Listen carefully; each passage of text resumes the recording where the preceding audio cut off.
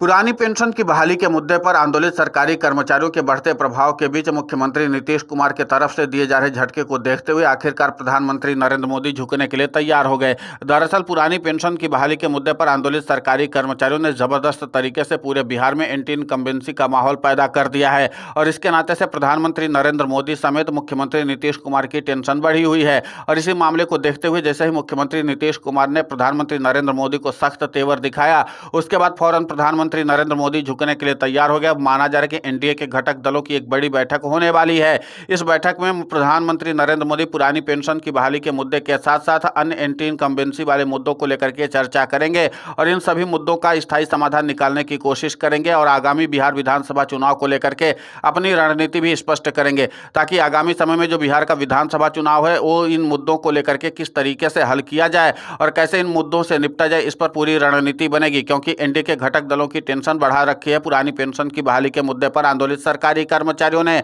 और इसी के साथ मुख्यमंत्री नीतीश कुमार के भी सुर बदलने लगे। तो फिर प्रधानमंत्री नरेंद्र मोदी को लगा कि इस फैसले से तो सीधे सीधे राज्य की सरकार के साथ साथ केंद्र की मोदी सरकार भी अब सख्ते में आ जाएगी और संकट में भी आ जाएगी। इसी के नाते से प्रधानमंत्री नरेंद्र मोदी ने एनडीए के घटक दलों की बैठक बुलाने का फैसला कर लिया है। हालांकि इसकी आधिकारिक तौर पर जानकारी न तो एनडीए की तरफ से दी गई है और न ही प्रधानमंत्री नरेंद्र मोदी की तरफ से, न ही मुख्यमंत्री नीतीश कुमार की तरफ से और न ही बीजेपी की तरफ से। माना जा रहा है कि अगले 1-2 हफ्ते के अंदर में ही पुरानी पेंशन की बहाली के मुद्दे समेत अन्य एंटी इनकम्बेंसी वाले मुद्दों को लेकर के एनडीए के घटक दलों की बैठक होगी। क्योंकि एनडीए के अन्य घटक दलों ने भी बागी सुर अपनाना शुरू कर दिया था और इसी के नाते से प्रधानमंत्री नरेंद्र मोदी को लगा कि अब सियासी जमीन संकट में आ जाएगी और इसीलिए प्रधानमंत्री नरेंद्र मोदी ने अब एनडीए के घटक दलों का बैठक बुलाने का फैसला कर लिया है। लेकिन देखना दिलचस्प होगा कि पुरानी पेंशन की बहाली के मुद्दे पर आंदोलित सरकारी कर्मचारी तब तक अपने प्रभाव को और भी ज्यादा स्थापित कर लेंगे। क्योंकि पुरानी पेंशन की बहाली के मुद्दे पर आंदोलित सरकारी कर्मचारियों को इस तरीके की बैठक के लिहाज से देखा जा रहा है कि उनकी एक बड़ी जीत है। क्योंकि पुरानी पेंशन की बहाली के मुद्दे पर आंदोलित सरकारी कर्मचारियों ने जमीनी स्तर पर जिस तरीके से व्यापक रणनीति बनाई और उसी के नाते से एनडीए सरकार अब सख्ते में आ चुकी है और उसको लगने लगा है कि अगर एंटी इनकम्बेंसी का मुद्दा हावी हो गया तो फिर कोई भी फैक्टर हमारा काम करने वाला नहीं है। और खासकर ऑपरेशन सिंदूर के जरिए प्रधानमंत्री नरेंद्र मोदी को लगा था कि इसका सियासी बेनिफिट लिया जा सकता है। लेकिन पुरानी पेंशन की बहाली के मुद्दे पर आंदोलित सरकारी कर्मचारियों ने सीएपीएफ के जवानों के प्रतिनिधियों के साथ संवाद स्थापित करके उनको भी अपने साथ मिला लिया और उसी के साथ इस बात का संदेश दे दिया कि जिस सीएपीएफ के जवानों को लेकर के प्रधानमंत्री नरेंद्र मोदी ढिंढोरा पीटते हैं, उन्हीं सीएपीएफ के जवान पुरानी पेंशन की बहाली के लिए लंबे समय से संघर्ष कर रहे हैं। और साथ ही दिल्ली हाईकोर्ट की तरफ से दिए गए फैसले के बाद से यही केंद्र की मोदी सरकार जाकर के सुप्रीम कोर्ट से 12 हफ्ते का स्टे लेकर के आई थी। तो सीएपीएफ के जवानों की मूलभूत जो जरूरत है पुरानी पेंशन, उसको ही रोकने में केंद्र की मोदी सरकार ने अहम भूमिका निभाई थी। अब इसकी पोल पुरानी पेंशन की बहाली के मुद्दे पर आंदोलित सरकारी कर्मचारियों के साथ साथ सीएपीएफ के जवानों के प्रतिनिधि भी खोल रहे हैं। इसके नाते से भी एक अलग तरह की एंटी इनकम्बेंसी का माहौल देखने को बिहार में मिल रहा है।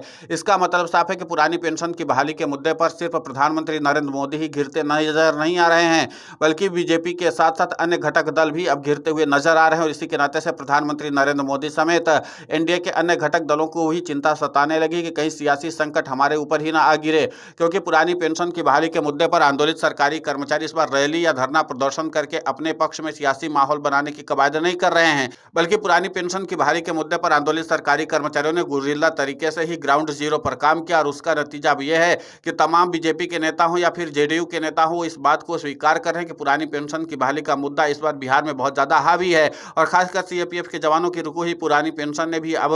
एनडीए की टेंशन को बढ़ा रखा है। वैसे में देखना दिलचस्प होगा कि जिस तरीके से एक तरफ पुरानी पेंशन की बहाली के मुद्दे को लेकर के सरकारी कर्मचारी आर या पार की लड़ाई लड़ने की कवायद में आगे बढ़ चुके हैं, तो दूसरी तरफ अब एनडीए के लिए भी संकट खड़ा हो गया है। अब ऐसे में प्रधानमंत्री नरेंद्र मोदी एनडीए के घटक दलों के साथ साथ मुख्यमंत्री नीतीश कुमार को कैसे संतुष्ट करेंगे, इस मुद्दे को लेकर के ये महत्वपूर्ण होगा। क्योंकि माना जा रहा है कि एनडीए के घटक दलों की तरफ से इस मामले पर सवाल उठाए जाने लगे कि अभी तक पुरानी पेंशन की बहाली के मुद्दे पर आंदोलित सरकारी कर्मचारियों तक का मुद्दा सीमित था, लेकिन जिस तरीके से ऑपरेशन सिंदूर हुआ और उसके बाद सरकार ने तिरंगा यात्रा निकाल करके सीएपीएफ के जवानों के साथ साथ भारतीय सेना के जवानों के जरिए अपना सियासी समीकरण सेट करने की कोशिश की, उसकी हवा सीएपीएफ के जवानों के प्रतिनिधियों ने ही निकाल दी और उन्होंने साफ तौर पर इस बात का ऐलान कर दिया कि पुरानी पेंशन की बहाली के मुद्दे पर सीएपीएफ के जवानों के साथ केंद्र की मोदी सरकार नहीं है, बल्कि उनकी पेंशन रोकने की साथ है। और इसी के नाते से जब सीएपीएफ के जवानों ने इस तरीके से सुर बुलंद किया तो फिर आम लोगों के बीच एक आम राय बनी कि जिस तरीके से केंद्र की मोदी सरकार सैनिकों को प्रोजेक्शन करती है वो सिर्फ सियासी लाभ के लिए करती है। और इसीलिए एनडीए के घटक दलों को लगा कि जब हमारे हमारे इस पूरे माहौल का ढोल फूट चुका है। तो अब ऐसे में हमारे पास कोई और रणनीति बननी चाहिए। इसीलिए प्रधानमंत्री नरेंद्र मोदी अब सीएपीएफ के जवानों के मुद्दों के साथ साथ पुरानी पेंशन की बहाली के मुद्दे पर और इसी के साथ अन्य एंटी इनकम्बेंसी वाले मुद्दों को लेकर के मंथन चिंतन करने वाले हैं। अब देखना दिलचस्प होगा कि जिस तरीके से पुरानी पेंशन की बहाली के मुद्दे को लेकर के विपक्षी महागठबंधन की ओर से लगातार सरकारी कर्मचारियों और सीएपीएफ के जवानों को समर्थन दिया जा रहा है। और इसी के साथ यहाँ पर एक बात और गौर करने वाली बात है कि इस पुरानी पेंशन की बहाली के मुद्दे को लेकर के सीएपीएफ के जवानों के प्रतिनिधि जो हैं राहुल गांधी से मुलाकात कर चुके हैं। माना जा रहा है कि मानसून सत्र में पुरानी पेंशन की बहाली के मुद्दे को लेकर के राहुल गांधी खुद फ्रंट फुट पर आकर के संसद में भी इस मुद्दे को उठाएंगे और साथ ही साथ ऑपरेशन सिंदूर का बाकायदा जिक्र करके राहुल गांधी इस बात को बताएंगे कि जिन सीएपीएफ के जवानों और ऑपरेशन सिंदूर का प्रधानमंत्री नरेंद्र मोदी ढिंडोरा पीट रहे हैं, उन्हीं सीएपीएफ के जवानों की पुरानी पेंशन रोकने के लिए प्रधानमंत्री नरेंद्र मोदी सीधे तौर पर सुप्रीम कोर्ट जाकर के उनकी पुरानी पेंशन को रोकने का फैसला किया था।